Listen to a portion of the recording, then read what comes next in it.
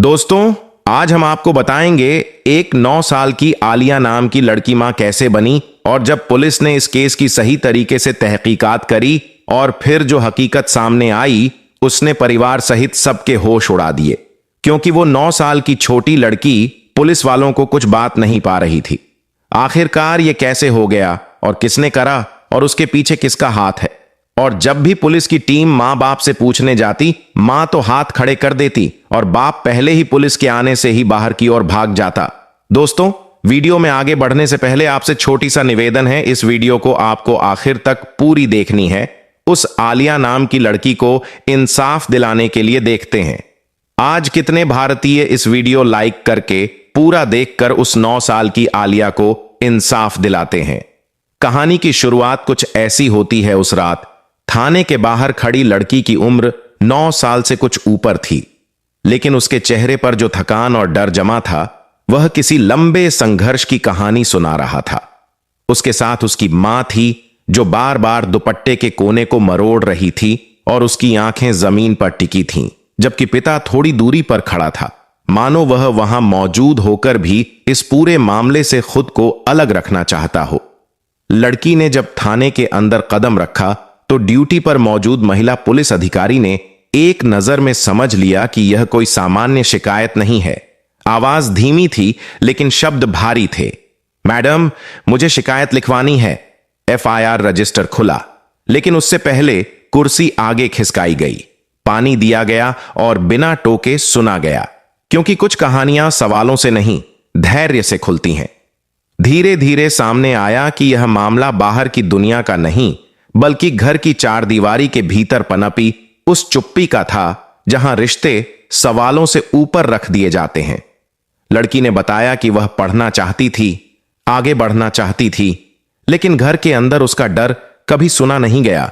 मां जानती थी कि बेटी बदल रही है, चुप होती जा रही है, लेकिन समाज के डर ने उसे बोलने नहीं दिया। पिता ने कई बार बात को घर की बात कहकर टाल दिया, और इसी टालने के बीच एक दिन ऐसा आया जब सच्चाई को छुपाना मुमकिन नहीं रहा। मेडिकल रिपोर्ट ने किसी सनसनीखेज शब्द का इस्तेमाल नहीं किया, सिर्फ इतना लिखा कि लड़की को तत्काल देखभाल और काउंसलिंग की जरूरत है। पुलिस अधिकारी ने साफ शब्दों में कहा कि यह मामला बदनामी का नहीं, सुरक्षा और कानून का है। जांच शुरू हुई तो पता चला कि लड़का भी 11 साल से ऊपर का है, परिवार का ही हिस्सा है, और मामला सहमति, दबाव और मानसिक स्थिति की जटिल परतों में उलझा हुआ है। कोई चीख चिल्लाहट नहीं थी, कोई ड्रामाई बयान नहीं, बस एक लंबी चुप्पी थी जिसने हालात को यहां तक पहुंचा दिया था। मां का बयान लेते समय उसकी आवाज टूट गई। उसने कहा कि उसे लगा था समय के साथ सब ठीक हो जाएगा। पिता ने पहली बार स्वीकार किया कि उसने आंखें मूंद ली थीं। पुलिस के लिए यह केस सिर्फ एक फाइल नहीं था, बल्कि एक आईना था जिसमें समाज की वह सोच दिख रही थी जो इज्जत को इंसाफ से ऊपर रखती है। थाने में बैठे बैठे लड़की ने पहली बार राहत की सांस ली, क्योंकि उसे लगा कि अब कोई उसकी बात सुन रहा है। महिला अधिकारी ने न सिर्फ कानूनी प्रक्रिया समझाई, बल्कि यह भी कहा कि शिकायत दर्ज कराना कमजोरी नहीं, हिम्मत है। उसी रात एक काउंसलर को बुलाया गया। माता पिता को अलग बैठाकर समझाया गया कि चुप्पी समाधान नहीं होती। जांच आगे बढ़ती गई, दस्तावेज जुटते गए, और हर कदम पर यह ध्यान रखा गया कि किसी भी स्तर पर कोई सेंसेशनल या अनुचित बात बाहर न जाए, क्योंकि उद्देश्य डर फैलाना नहीं, जागरूकता पैदा करना था। लड़की के लिए सुरक्षित माहौल, इलाज और भविष्य की योजना बनाई गई, और जब वह थाने से बाहर निकली तो पहली बार उसके चेहरे पर डर के साथ साथ एक उम्मीद भी थी। यह कहानी किसी एक घर की नहीं थी, यह उन हजारों घरों की कहानी थी जहां सच बोलने से पहले 100 बार सोचा जाता है। और यहीं से यह अवेयरनेस शुरू होती है कि अगर हम समय रहते सुन लें तो शायद किसी को इतनी दूर आकर शिकायत लिखवाने की जरूरत ही न पड़े। थाने से निकलने के बाद कहानी यहीं खत्म नहीं हुई, बल्कि असली संघर्ष वहीं से शुरू हुआ, क्योंकि किसी भी केस में कागजों से ज्यादा मुश्किल होता है इंसानों का बदलना। लड़की को सुरक्षित स्थान पर भेजा गया जहां काउंसलिंग और मेडिकल देखभाल साथ साथ चल रही थी।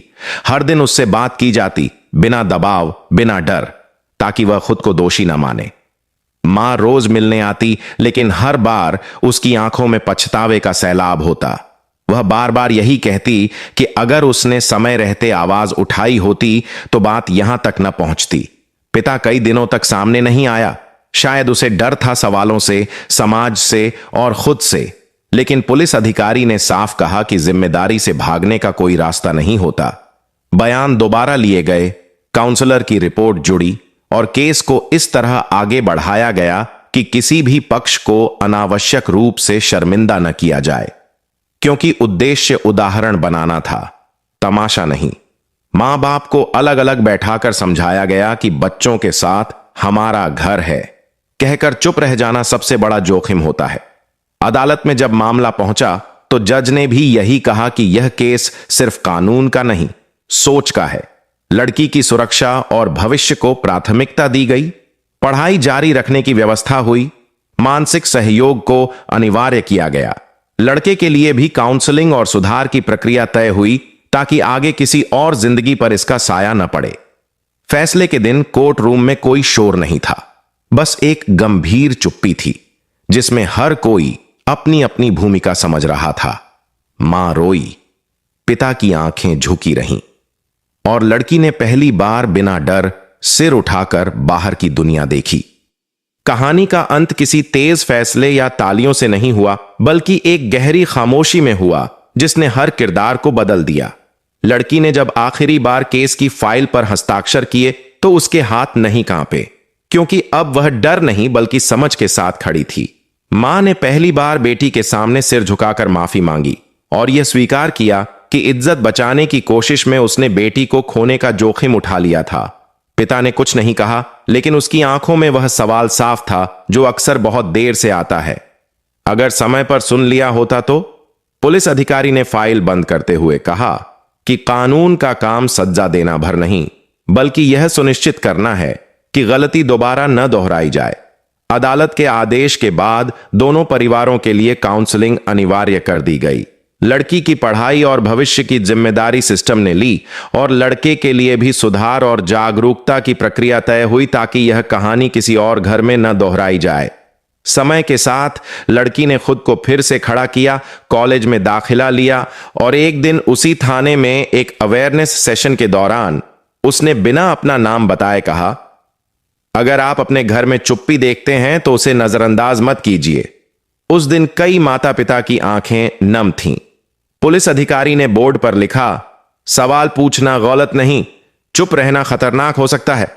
और यही इस कहानी की असली जीत थी, क्योंकि यह अंत किसी एक इंसान का नहीं बल्कि एक सोच का बदलाव था। यह याद दिलाने के लिए कि कानून तब तक अधूरा है जब तक समाज जागरूक न हो, और जब एक आवाज सुनी जाती है तो अनगिनत आवाजों को बोलने की हिम्मत मिलती है। लेकिन यहां सबसे बड़ा ट्वीट यह आया जब भी पुलिस वाले उसे 11 साल के लड़के को पकड़ने के लिए जाते, तभी बीच में मां आ जाती है और कहती, यह बेकसूर है, उसको मत पकड़ो। और इसी एड में वह 11 साल का लड़का फिर से गायब हो जाता है। इस तरह से 11 साल का लड़का कई महीने तक पुलिस के चंगुल से फरार रहता है। लेकिन यहां एक प्यार दर्शाता है, मां बाप का प्यारी बेटी और बेटे के लिए एक समान नहीं होता, क्योंकि आज का यह गंदा समाज बेटी को बोझ समझता है और बेटे को पैसे कमाने की मशीन समझता है। ठीक इसी तरह से इस केस में हुआ। जब एक मां की बेटी एक मुसीबत में फंसी तो मां ने हाथ खड़े कर लिए, उसे बेटी को सहारा देने से और अपने बेटे को बचा लिया जो एक मुजरिम था। और फिर एक महिला पुलिसकर्मी ने अपनी महिला होने के नाते जिम्मेदारी निभाते हुए कुछ 9 साल की लड़की की पूरी देखभाल करी और दवाई पानी का सारा इंतजाम उठाया और सारा खर्च किया। फिलहाल आज की वीडियो में इतना ही। इस वीडियो को आपको ज्यादा से ज्यादा आगे शेयर करनी है जिससे कि सभी लोग अवेयर हो सके। इस कलयुग में अगर आप इस वीडियो को आगे शेयर नहीं करोगे तो आप भी उसे 11 साल के लड़के का साथ दे रहे हो। इसलिए आपको इस वीडियो को लाइक करके आगे शेयर जरूर करनी है। तब तक के लिए अपना और अपने परिवार का पूरा ध्यान रखें। जय हिंद।